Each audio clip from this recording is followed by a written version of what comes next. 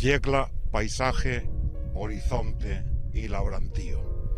El documental que nos aprestamos a ver abarca una época concreta de nuestra historia, la segunda mitad del siglo XIX.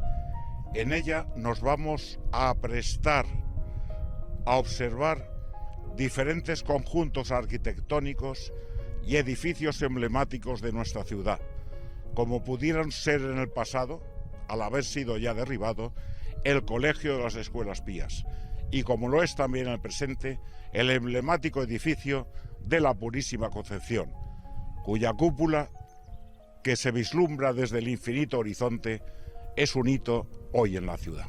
Nos disponemos a contemplar templos, conventos de clausura, centros de educación, edificios asistenciales, centros de ocio como son los teatros, mercados, estaciones de ferrocarril, puentes y viviendas particulares que ponen de manifiesto la pujanza económica que desplegó este periodo histórico de nuestra Yecla.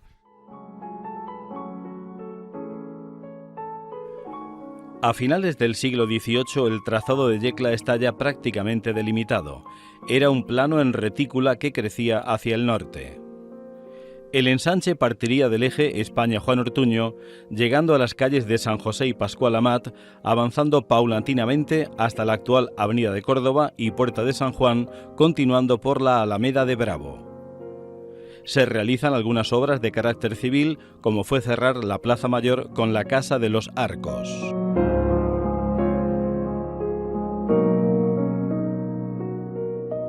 La primera mitad del XIX fue un periodo de sequías, hambrunas, epidemias, guerras, lo que se reflejaría en calles intransitables y falta de higiene.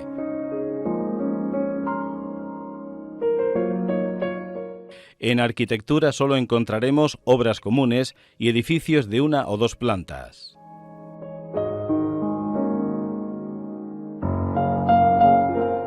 Hacia mitad del siglo se remodelaría la Torre del Reloj y la construcción de un nuevo camarín para el Cristo del Sepulcro en el eremitorio del castillo. La segunda mitad del siglo será de esplendor económico. Yecla llegaría a alcanzar los 18.700 habitantes. Esa prosperidad hizo posible la realización de numerosas obras de todo tipo: religiosas, asistenciales, culturales, viarias, públicas y privadas, muchas de las cuales fueron ejecutadas en estilo historicista y ecléctico, dominante en el momento. La expansión urbana continuaría hacia el norte llegando al Camino Real, extendiéndose hacia el este y oeste por las calles de San Pascual y San Ramón.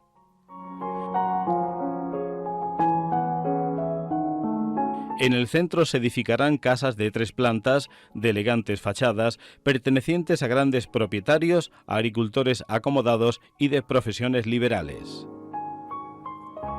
Fueron décadas, hasta final de siglo, en las que se han documentado numerosísimas obras. Hoy podemos verlas, aunque muy transformadas con el paso de los años. Quizá lo más sobresaliente sean los templos que se construirán con enorme esfuerzo económico y personal por parte de toda la población yeclana sin distinción, tanto que hoy no podemos más que sorprendernos y admirarnos.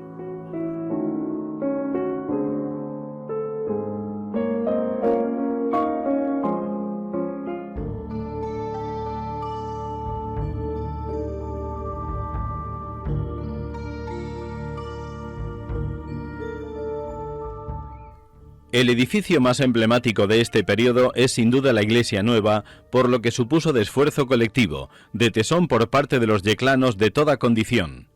Cada uno aportó lo que podía, desde herencias familiares hasta trabajo personal, pasando por donativos en mayor o menor cuantía, pero siempre generosos.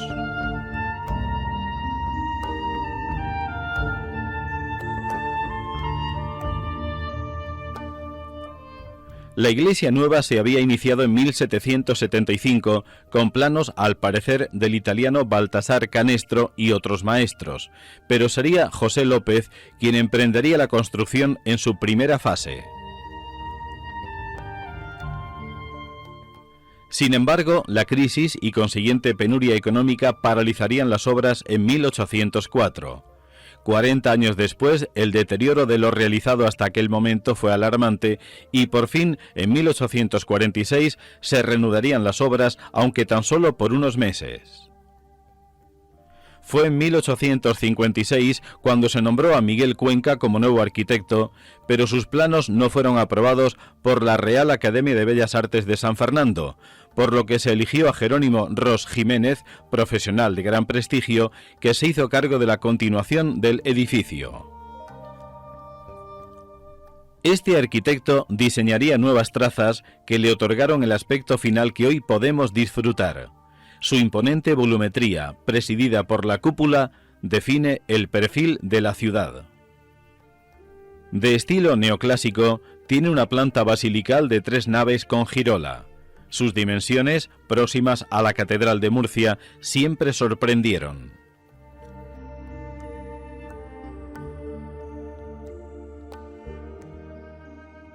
Elevada sobre poderosos muros reforzados con contrafuertes visibles por el exterior, la nave central y el crucero se cubren con bóveda de cañón.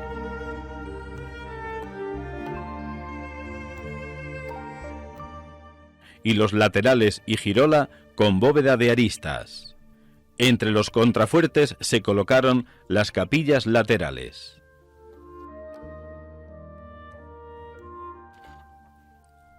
Sobre el crucero se eleva la impresionante cúpula peraltada, apoyada en un tambor muy esbelto y recubierta de tejas vidriadas en blanco y azul, procedentes de manufacturas valencianas y con tonos sorprendentes dentro del contexto levantino.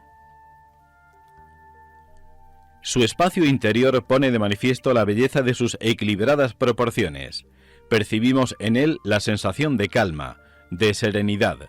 Gracias a la anchura de la nave central y del crucero en relación con la altura, sentimos su monumentalidad sin el vértigo de directrices visuales acusadas como en el gótico. Sus arcos de medio punto, las pilastras que decoran los pilares, la poderosa cornisa y el profundo presbiterio de singular perfección en la talla de sus sillares contribuyen a sentir esa sensación de solidez y grandeza, de paz y recogimiento. Significativa es la luz, penumbra sobre la nave central y claridad en el crucero. La tenue iluminación que proporcionan las vidrieras abiertas entre los contrafuertes contrasta vivamente con ese brillante anillo de luz que se expande por el crucero, creando la ilusión óptica de una cúpula flotando sobre un círculo luminoso que le otorga un indudable valor simbólico. Ya en el año 1872 se construiría la Capilla de la Comunión por don José Zacarías Camaña, con planta centralizada inscrita en un decágono.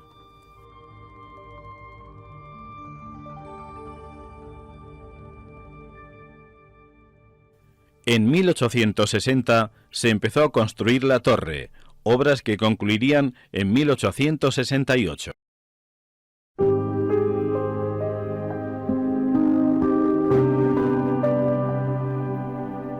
La creación de este colegio se debió a la iniciativa de don José Portillo Ortega y al párroco don Antonio Ibáñez Galiano. El Ayuntamiento de Yecla solicitó en 1857 de la reina Isabel II el establecimiento de un centro docente calasancio. Tendría iglesia, internado, biblioteca, huerta y otras dependencias.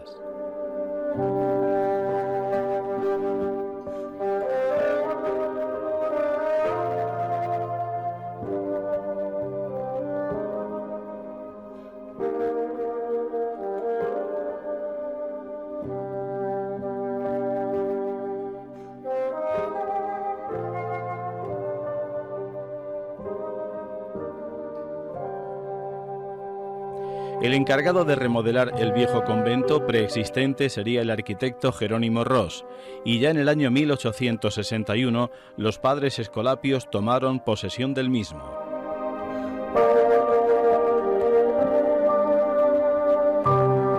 El jardín botánico que antecedía a la entrada del colegio fue proyectado por el arquitecto Camaña y Burquet.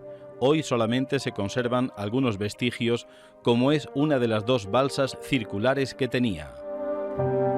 También delimitó el conjunto con una verja de hierro y ladrillo que se extendía hasta la iglesia de San Francisco y la capilla de la Venerable Orden Tercera y que aún podemos ver.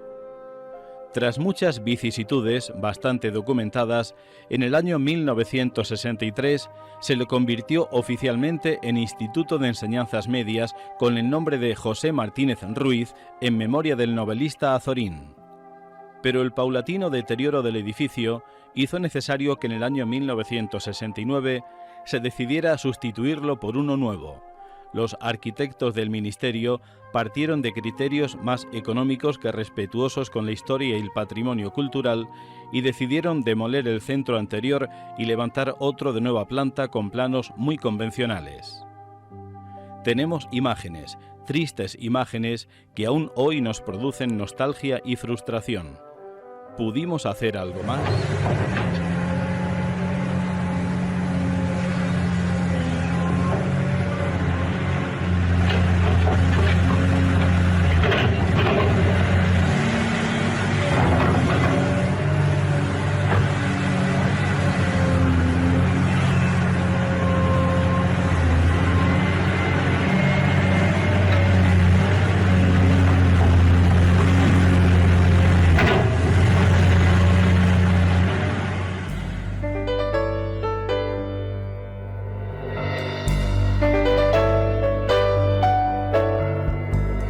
Este convento se fundó en 1875 por iniciativa de don Antonio Ibáñez Galiano, que también lo costeó.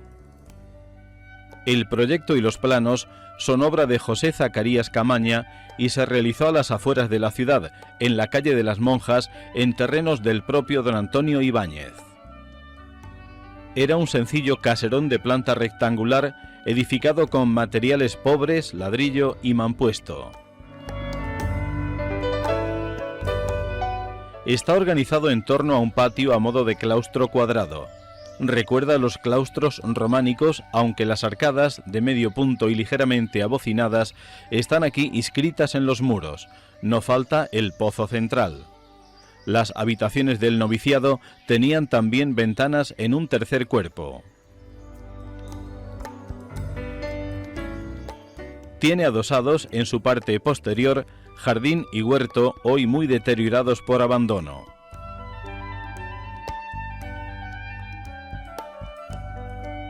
En su planta baja podemos ver el vestíbulo, locutorio, sala capitular, enfermería, cocina, obrador, sala de encuadernación, también la iglesia y sacristía.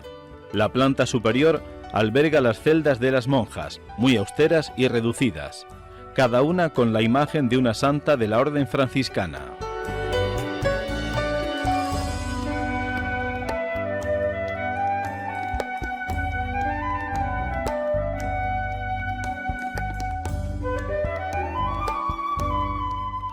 La fachada meridional muestra las ventanas rectangulares de la clausura que le dan un aire de sencillez y sobriedad muy acorde con el tipo de edificio que es.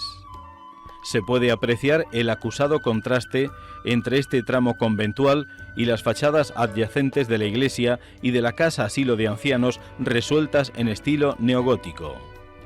Lateralmente son visibles los poderosos contrafuertes a modo de arbotantes que refuerzan los muros de la iglesia. Esta es de planta rectangular y de una sola nave de estilo neogótico, esbelta, de 6 tramos. En los muros laterales vemos arcos perpiaños apoyados sobre pilares. La cabecera tiene un corto presbiterio con camarín adosado. A los pies hay un coro alto con celosía, desde donde las enclaustradas asistían a los actos litúrgicos.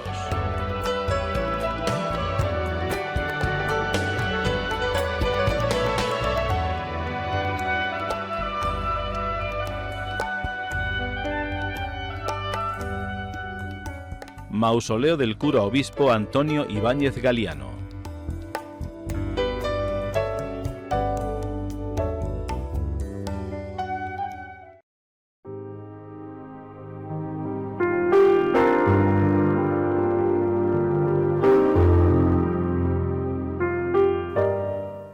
También este edificio fue iniciativa del cura obispo Ibáñez Galiano y construido por el arquitecto José Juan Camaña y Laimón durante el año 1878. Se puso a cargo de las religiosas de la Orden de la Congregación de Hermanitas de Ancianos Desamparados. En 1890 se trasladó aquí el Hospital de Caridad para Asistencia de los Pobres. Su fachada nos muestra ventanales neogóticos de arcos lanceolados. En el centro de la misma hay una sencilla puerta, asimismo ojival. En el interior nos encontramos con un corredor distribuidor de amplios ventanales de ladrillo y también apuntados. Las escaleras centrales llevan a la planta superior y dependencias asistenciales.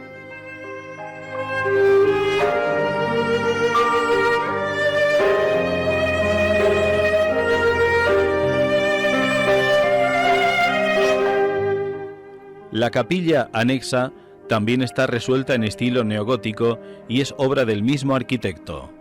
Se puso bajo la advocación de la Virgen de los Desamparados.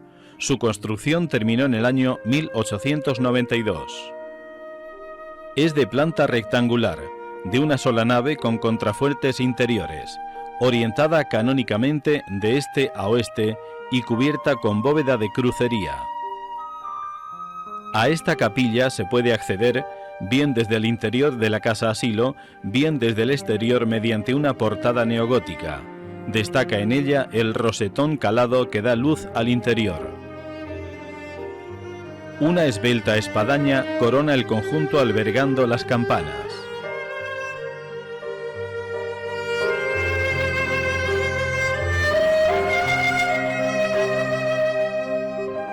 A principios del siglo XIX, este santuario cambió de imagen titular, poniéndose bajo la advocación de la Purísima Concepción. En 1856 se remodeló y consolidó la capilla del Cristo del Sepulcro. La intervención más destacada en este periodo fue la realizada por el arquitecto Justo Millán entre 1880 y 1882, a quien se le pidió que subsanara todos los defectos del edificio y construyera un camarín para la patrona. El resultado es muy semejante a lo que hoy podemos ver.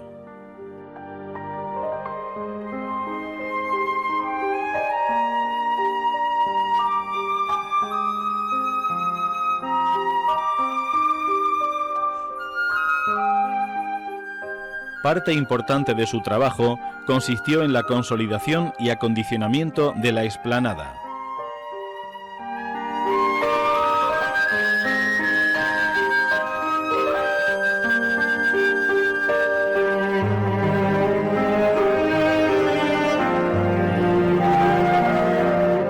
En 1787, una real ordenanza establecía que se construyeran cementerios aislados y ventilados en todos los municipios de España. Dicha orden empezaría a ser efectiva en la primera mitad del siglo XIX y en Yecla se abandonarían por fin los enterramientos en la iglesia vieja parroquial de la Asunción, habilitando a principios del siglo XIX un cementerio a las afueras de la ciudad, concretamente en la ladera meridional del Cerro del Castillo. El 20 de junio de 1834, el párroco Lucio Pou inauguró un nuevo cementerio de planta rectangular. En el año 1892 se encarga a don Justo Millán Espinosa la renovación del mismo, debido al estado calamitoso al que había llegado. Hoy podemos ver algunos panteones y tumbas pertenecientes a este periodo de segunda mitad del XIX. A la entrada del mismo se habilitó un pabellón de servicio destinado a sala de autopsias y depósito de cadáveres.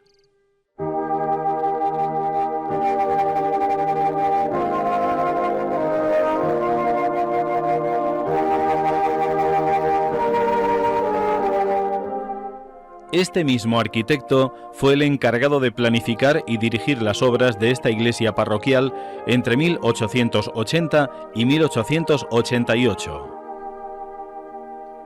Justo Millán decía en la memoria de su proyecto que la nueva iglesia sería 9 veces mayor que la ermita que existía con anterioridad.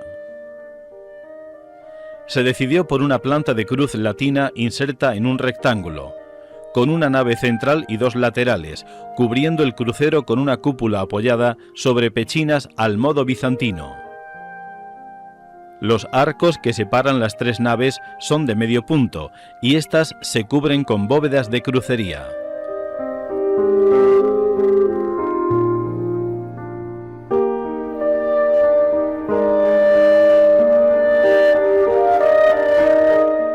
La cúpula se hundió y hubo de rehacerla reduciendo su tamaño y reforzando las columnas sobre las que se apoyaban los arcos torales.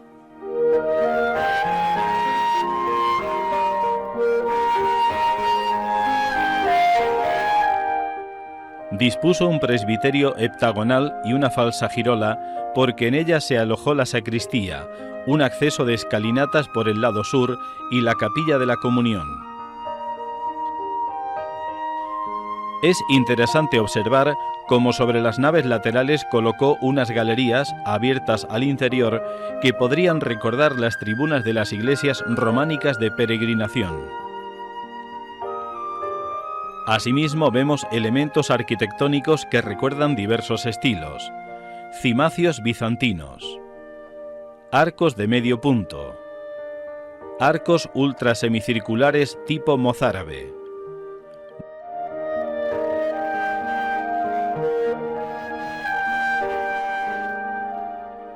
ventanas en ángulo agudo, lo que nos permite hablar de eclecticismo. La fachada tiene tres puertas de ingreso y resulta muy plástica como consecuencia de la sucesión de molduras que delimitan los vanos.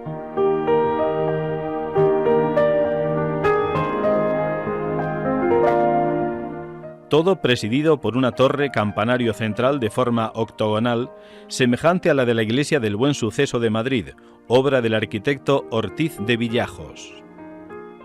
Los materiales que se emplearon en la construcción fueron bastante pobres: mampostería, piedras de cantería, ladrillos, que tuvo como consecuencia la necesidad de sucesivas intervenciones para reforzar y reparar los múltiples y graves desperfectos que se iban produciendo.